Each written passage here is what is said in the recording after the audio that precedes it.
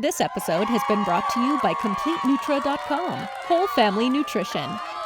We need to understand that being aware of it is actually positive, because if we're not aware, then we're just hiding under the covers of things. But so the trick is being aware, but not letting it consume you. So how do you do that? And I think one of the ways, guys, just if you need a little tactic from me, is you gotta find something that you love, that you could be focusing on, that you could be putting all of your effort, energy, and focus into, because when your attention goes where your energy flows. And if you start focusing on all the negative stuff too much, you can go down some rabbit holes that can keep you there.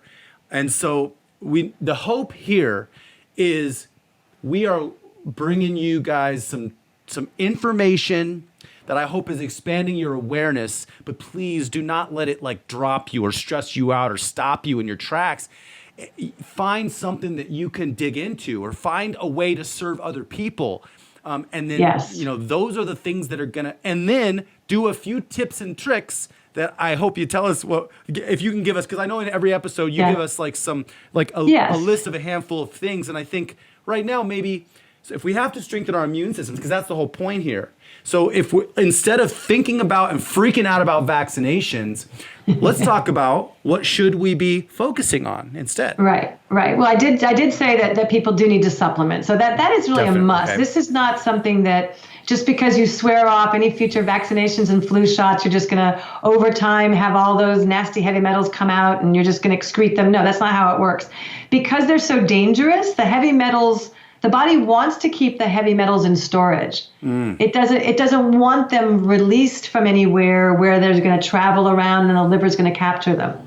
Got it. So what you have to do is kind of a 1-2. You have to do something to cause the metals to come out, to flush them out, and then you have to really support the liver. And of course, there's different foods that support the liver, but the heavy metals are so potent that I would say even more than, say, eating a lot of beets and artichokes, which are great for the liver, I would say this is where you want to get into some extra supplementation, things like dandelion herb and milk thistle, or Similarin is the botanical name. Those are really appropriate for that type of cleansing. They help heavy metals get out? Well, they help the liver process its toxins. Right. So that's going to help the liver. And then to actually get the heavy metals coming out, one of the best food sources for that would be cilantro. Cilantro tends to work more for aluminum, which is great because we're all way overexposed to aluminum these days with what's in our chemtrails in the sky. And plus we all grew up using, aluminum foil and stuff like that. So I'm losing my train of thought here. So the aluminum. Okay, so things like spirulina and chlorella are really good for pushing out more of the multitude of metals and the mercury, which is one of the really worst ones. When you're wanting to cleanse your metals, you also want to increase your blood levels of vitamin C pretty dramatically. So I would say probably no less than 8,000 to 10,000 IUs of a non-acidic vitamin C. So that would be a buffered form of vitamin C, which I would say get it in a powder. It's going to be more economical. You just mix it with water and drink it, and it's no big deal on the taste. It's just kind of like, that tastes like vitamin C, kind of. Cool, okay. So 10,000 milligrams of that, which people think is a lot, is probably what you need, because that's going to push the stuff through the blood faster, get it into the liver, and then you pump the liver up with the milk thistle and the dandelion so it can take the load on through and get it out to the kidneys. Okay. So, but this is something that you can't do a lot of for a lot of time. This is something that maybe you would do for a week and then stop for 3 weeks. And then all of those ingredients, like dandelion, spirulina, chlorella. Yeah. Okay. Yeah. And you'd be like detoxing for a week. And then the other 3 weeks, I would stay on the dandelion and the milk thistle and the foods for the liver as well, to just keep building up the liver energy. Then next time you go in and hit it again for a week, and then the liver is going to stay happy. What are the foods for the liver?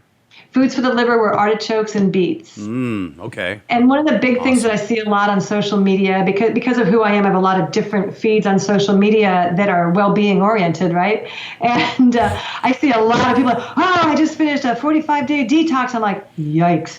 Because literally, you'll be better off in the long run if you do something like a week on, a week off, or 2 weeks on. Like, say you had a really big goal, or you were like, maybe you're trying to like avoid cancer. Maybe you already had cancer. You're trying to really get the body cleaned out fast. you're probably still going to be better off doing 2 weeks strong detox, 2 weeks to kind of regroup and build, 2 weeks strong detox. The liver really can't handle profound detoxification over a prolonged period of time. All of the organs have their own cycles and rhythms, and the liver seems to live in about a 2-week cycle, according to one of my mentors, Dr. A. Stewart Wheelwright, who's now deceased, but developed some really heavy-duty technology with supplements. And he's the one that developed the sclerology, the interpretation of the red lines and the whites of the eyes that I do, Dave. Remember I did your eye chart? Oh, yeah. So that guy, that he's way deceased by now. But anyway, so we want to be sensible with how we go about turning this corner. But I'd say the first step is definitely swear off any future flu shots and vaccinations. Okay. And then step 2, I'd like to do maybe 1 week out of each month, kind of force the detox of these metals and see how we do. So that was pretty definitive. You're like, swear off flu shots. Oh, yes, swear off. So I've made people need to hear that. I've made a decision in my practice that I will fire any of my clients that have a flu shot. I'm just not doing it anymore. I'm not. It makes me have to work a lot harder. For no good reason. Because then they make, If I didn't have the homeopathic antivirals that I do, which are awesome and inexpensive and totally effective, like if I didn't have an arsenal of great weapons to substitute for the flu shot, then I might be out of line here. But no, I have all the goodies. So I'm just not going to work in that domain anymore. It's just one more thing where I'm like, no, I'm not doing it. People might also get a little bit afraid. I know when I convince people in the beginning to start taking moringa, people's bodies, when you start detoxing and pulling those heavy metals out, they might actually experience almost a sick feeling or like an aching feeling all over their body. Called a Herxheimer reaction. Yes. And that's why I say, maybe a week and then 3 weeks off. So Herxheimer means basically that your body can't keep up with the rate of the toxins. So you're not eliminating them fast enough. That is why Dr. Jessie said you do all the liver support so that you don't Herxheimer. And if you're doing that and you Herxheimer, then you're pushing on the metals too hard, and you just need to back off. Yeah, slow down. Maybe you were taking, 4 chlorella 3 times a day and 6 spirulina 3 times. Maybe cut back, cut it in half, see what happens next. So I think, my experience, I was very, very toxic in heavy metals. When Dr. That doesn't mean people should stop detoxing. It actually means people should just adjust the plan that they're on. So remember, all symptoms are a signal to adapt something. Okay, all symptoms got it. Are going to be signaling us to do something differently now. And hopefully get more intelligent as you explore what do I need to do differently. Right. Thank you for joining us for the Healthy and Family Show. Visit our website at healthyandfamily.com. That's healthyandfamily.com to see what all the other doctors, experts, and real moms have to say about keeping your whole family healthy. This episode has been brought to you by CompleteNutro.com, Whole Family Nutrition, and aired on the Goldstone Network.